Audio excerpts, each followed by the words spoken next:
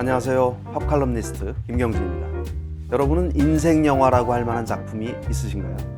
물론 있을 거라고 생각합니다.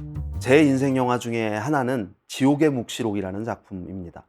벌써 한 30년이 넘었어요. 고등학교 3학년 때 이 영화가 뒤늦게 우리나라에 개봉을 했습니다. 그 전까지는 심의에 걸려서 개봉을 못하고 있다가 거의 한 10년이 지나고 영화가 만들어진 지 한 10년 지나고 나서 개봉했는데, 그때 이제 영화를 보러 갔어요. 첫 장면부터 빠져들었습니다.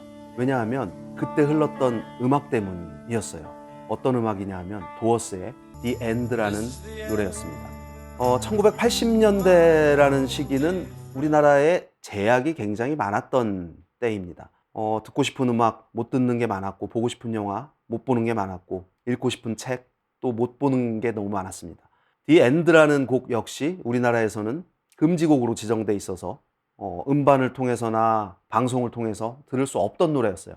근데 어떻게 들어보지도 않았는데 이 노래가 나오는 순간 그 노래인지 알게 됐냐면 가사 때문이에요. This is the end, beautiful friend라는 가사로 시작을 합니다. 이게 끝이야, 아름다운 친구야. 아주 인상적인 가사죠.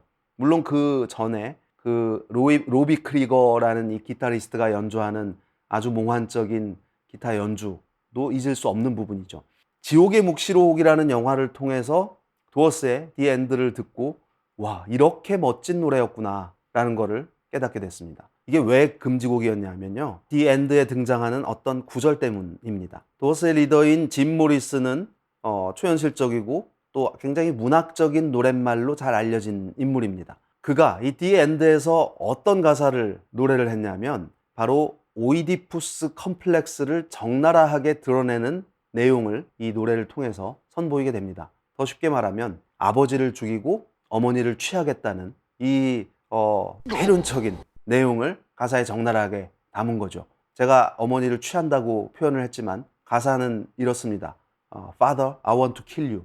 Mother, I want to F 단어가 들어가는 엄청난 논란이 됐었죠. 그래서 1967년에 앨범이 발표됐을 때 이 F가 들어간 이 단어는 그냥 잘 알아들을 수 없는 외침으로 그냥 대체가 됩니다. 이 The End가 오이디푸스 컴플렉스를 담은 이 내용 때문에 화제가 됐다고는 하는데, 사실 그럼 오이디푸스 컴플렉스가 뭐냐? 아마도 많은 분들이 잘 아시고 계실 거예요.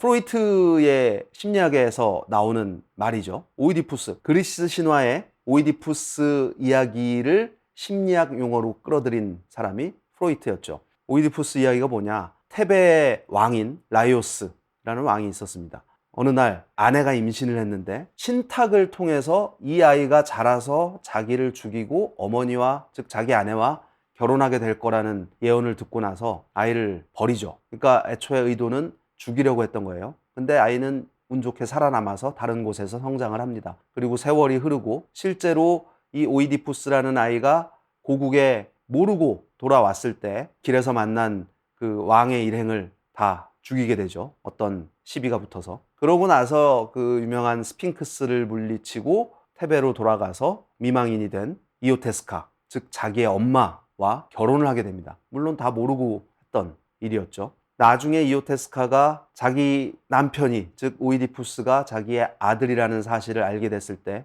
이 충격을 이기지 못하고 자살을 합니다. 그리고 오이디푸스도 그 사실을 알게 돼서 브로치로 눈을 찔러서 장님이 돼버리죠.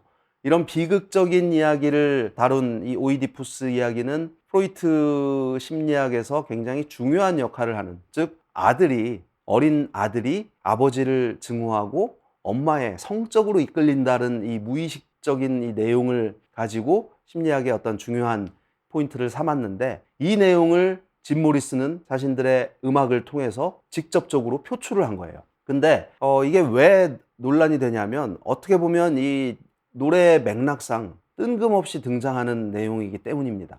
The End는 사실상 연인과 끝이 났다는 이야기를 노래한 작품이기도 하지만 동시에 짐 모리스는 이 작품을 통해서 죽음을 이야기하고자 했습니다. 즉 The End, 끝이라는 의미는 죽음을 의미하는 거죠. 근데 여기에 왜 오이디푸스 컴플렉스의 이야기가 등장을 하냐 하면, 짐 모리스는 늘 어떤 사람의 내면이 적극적으로 향해야 할 방향이라는 거에 대해서 고민하고 있었습니다.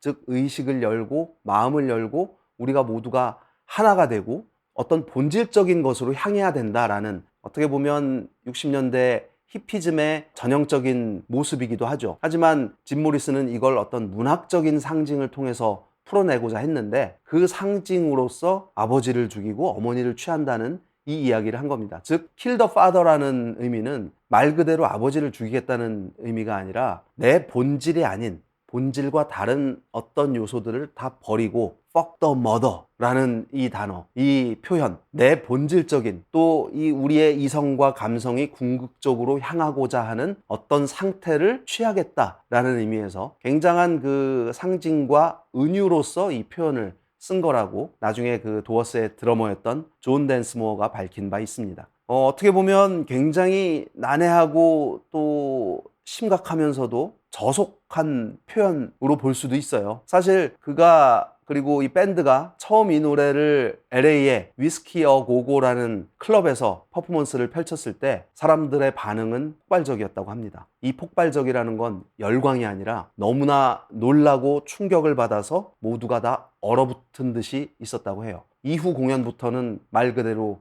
엄청난 열광을 얻게 되는 거죠. 위스키 어 고고는 도어스가 전속으로 무대에 늘 섰던 클럽입니다. 이 디 엔드를 공연하고 나서 밴드는 그 자리에서 바로 해고되죠. 하지만 그 이듬해 발표됐던 1967년 데뷔작 더 도어스라는 이 앨범을 통해서, 그리고 이 디 엔드라는 곡을 통해서 도어스는 이전의 락밴드 또는 대중음악 뮤지션들이 하지 못했던 문학적인 요소, 심리학적인 표현, 이런 것들을 적나라하게 적극적으로 표출함으로써 전에 없던 사랑을 받은 그룹으로 기록이 되고 있죠. 디 엔드는, 그리고 이 곡을 포함한 도어스의 데뷔작은 사실상 스튜디오 라이브 녹음으로 유명한 작품입니다. 디 엔드 같은 경우는 딱 2번 연주를 했대요. 그리고 2번째 테이크를 앨범에 수록을 한 거죠. 그러니까 여러분이 듣고 있는 이 디 엔드라는 곡은 그냥 라이브 곡이라고 해도 무방한 작품입니다. 이 곡을 녹음할 때 도어스가 짐 모리슨 때문에 굉장히 애를 먹었다고 해요. 왜 애를 먹었냐면 이미 LSD를 비롯한 약에 잔뜩 취해 있는 상태에서 녹음실에 들어온 거예요. 바닥에 누워서 kill the father, fuck the mother, 이거를 마치 주문처럼 계속 지속적으로 외웠다고 해요. 얼마나 그 다른 뮤지션들 입장에서는, 또 관련자 입장에서는 얼마나 짜증이 났겠습니까? 하지만 다행히 무사히 원테이크 녹음, 스튜디오 라이브처럼 녹음을 마치고 이후 수많은 사람들이 칭송하는 걸작이 탄생할 수 있었던 거죠. 짐 모리슨은 1971년 프랑스 파리에서 세상을 떠나죠. 27의 나이였습니다. 그의 죽음에 대해서는 이야기가 참 분분했어요. 살해당했다는 설도 있었고, 하지만 결과적으로 짐 모리슨은 헤로인과 알코올, 술이 잔뜩 들어간 상태에서 맞이한 심정지, 즉 심장마비로 사망을 했다는 게 이제 정설로 되어 있는데, 결국 27이라는 젊은 나이에 세상을 떠나서 소위 27 클럽을 대표하는 인물로, 또 짧은 활동 기간이지만 수많은 사람들에게 아주 강한 메시지 또 인상을 남겼던 여러 곡들로 지금까지 기억되고 있는 뮤지션입니다. 그 대표곡 중에 하나가 The End라는 곡이었던 거고요. 음악적으로는 사실 짐 모리슨에 대해서 의구심을 품는 사람들이 굉장히 많이 있습니다. 뭐냐 하면 짐 모리슨이 도어스의 대부분의 곡들을 작사하고 또 작곡한 건 맞지만, 도대체 짐 모리슨은 뮤지션이라고 봐야 되는 거냐? 왜냐하면 그는 그 흔한 악기 하나, 기타 연주도 못했던 사람이에요. 그냥 가사를 쓰고, 즉 시를 쓰고, 이거를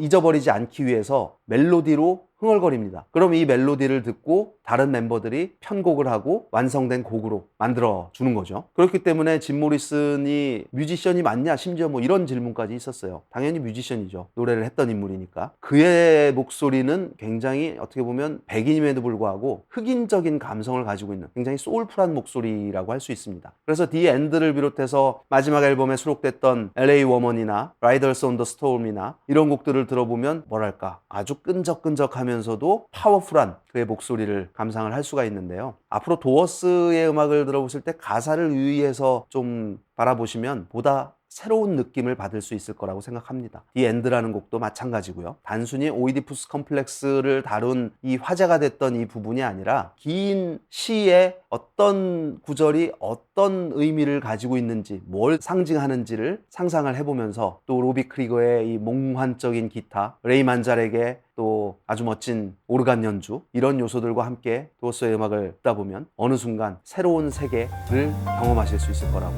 생각을 합니다. 네, 오늘 The End 이야기였습니다. 고맙습니다.